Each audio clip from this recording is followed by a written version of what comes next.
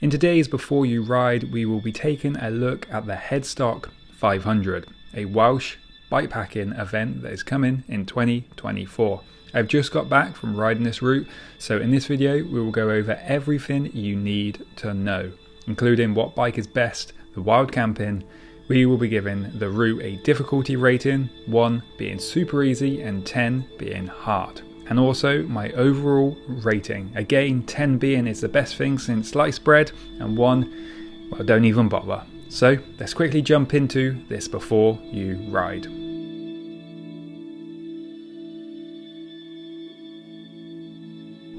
The Headstock 500 is a new bikepacking event coming next year in May 2024. There is also a shorter version of this route, the Headstock 200, for those that want something a little shorter.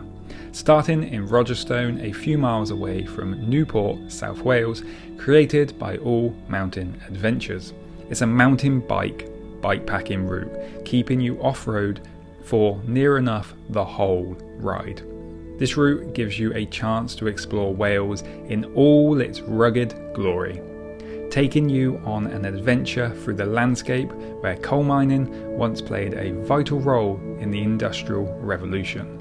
Travel along the very, very old Roman roads, see the remote, rugged terrain that Wales has to offer up close and personal. Forest tracks, single tracks, technical descents, and plenty of climbing to be had on this route, with over 40,000 feet of elevation gain. Ride around stunning reservoirs and descend with breathtaking views, if you are lucky with the Welsh weather.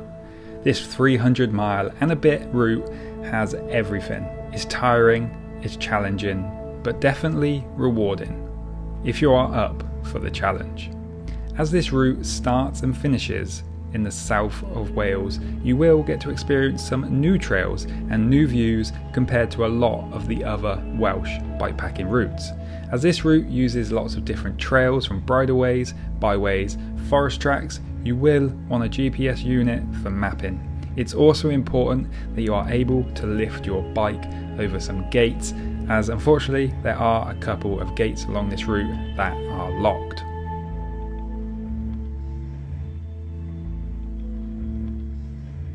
This ride is for someone who is looking for a challenging but rewarding ride. This ride is definitely not for someone who doesn't like steep hills and is not comfortable on technical terrain. This ride does have a lot of rough trails that can be hard to ride at times. The rugged Welsh terrain can be slow going. That also includes some of the descents. And this route does have plenty of steep, rough trails to contend with. As this is Wales, there is very little in the way of flat trails. You will either be going uphill, which can be on the very steep side of 15% to 20% gradients. They are not uncommon. And when you finally reach the top of them steep climbs, you will find yourself descending pretty soon after, and they can definitely be steep descents. So make sure your brakes are working well. Wales is one of them places where it will always be a challenge. Wales is one of them places where it will always challenge you, and this route is no different. It's a route that keeps you on your toes, a route that will often have you wanting to finish, maybe even give up at times. The riding can be hard, can feel relentless at times, but when you do finish, you do get a good sense of achievement. So take on this route if you want a hard challenge. Take on this route if you like technical trails. Take on this route if you enjoy steep climbs and steep descents. And take on this route if you like incredible views that you have to often work hard for.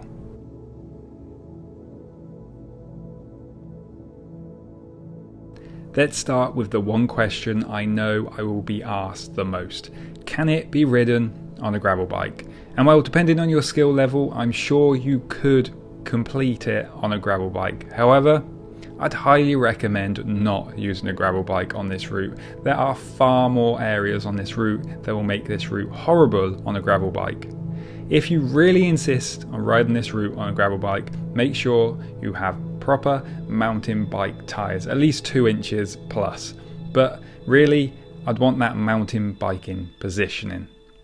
Realistically, the best bike for this route is either going to be a full suspension or a hardtail with 120-130 mil of travel, with as easy gearing as you can get. I rode this on my bomb track, a rigid bike with 2.6 inch tyres, and although manageable for the most part, there were definitely some areas that felt a little on the scary side, a little on the rough side, and I would have quite liked a bit of suspension for a little bit more grip and a little bit more control, especially over the course of the route as fatigue will start to play its part.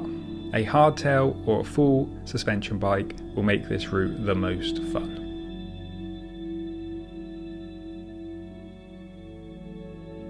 Wild camping along this route is fairly easy in terms of finding places, minus any time you are riding through the forest tracks. But as this route is nearly all off-road and pretty remote, there is plenty of places along the route that you can set up camp. Of course, leave no trace by setting up late, leaving early, and not having any fires. There is also an opportunity for a night in a bovvy. With this route being very hilly with lots of steep climbs, I think it's crucial to try and pack as light as possible. So either a very small, lightweight one-man tent or a bivvy is going to be the best setup of choice for this route. However, bear in mind Wales can be an unpredictable place with the weather, so make sure you are as prepared for the unexpected or the not so unexpected rain. I'd avoid the use of a hammock on this route, as finding suitable trees to hang the hammock would be a challenge.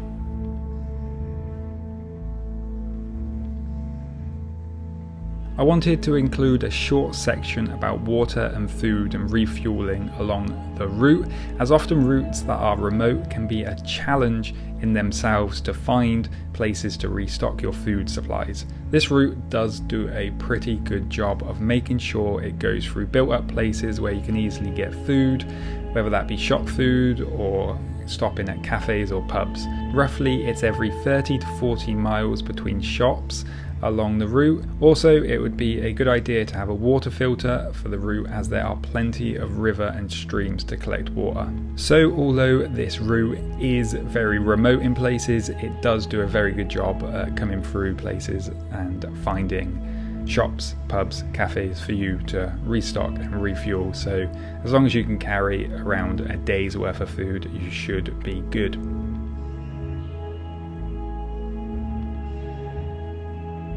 Using public transport to get to the beginning of this route is fairly easy, as it's just a few miles away from Newport.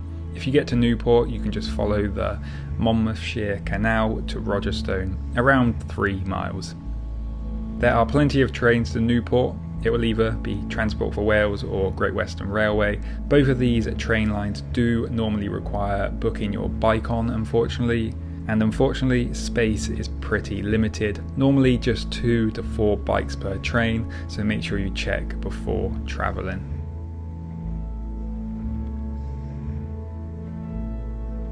The difficulty of this ride is definitely on the harder side, and that's why I'll be giving it a difficulty rating of 8 out of 10. This route being a mountain bikepacking route means the trails are more technical, rough, and can get tiring after days on the trails. Whereas the climbs are steep, it doesn't always mean you will have a fast, easy descent where you can enjoy just letting go and enjoy flying down the descent.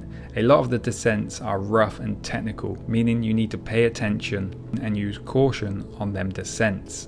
They can be rutty, rocky, steep, which does up the difficulty rating for me. It also can mean it takes longer to get through the miles.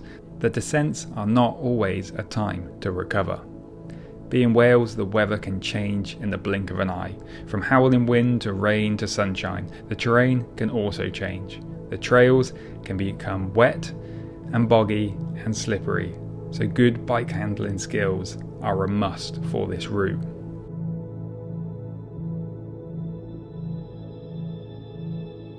My overall rating for this route is going to be a 7.5 out of 10. It was a route that I didn't always enjoy at the time of riding, but a ride that I knew would be rewarding to finally complete. Rides in Wales are always a challenge, and this ride is definitely a challenge. From testing your bike handling skills to testing your mental resilience, to keep going when everything is against you. Adventures in Wales are always like this, but it's what makes them worth doing. Yes, it's true you don't enjoy every minute when you are out there, but when you finish an adventure like this, when you get home, you feel a great sense of accomplishment. I find myself on occasions after a long slog of a climb, hoping to get a descent. I could just sit back and cruise downhill for a bit, but finding myself having to take it easy over some rocky or technical terrain, often making it feel a bit stop and start. Overall though, it was a hard but rewarding adventure. So there we have it, the Before You Ride the Headstock 500, an awesome adventure.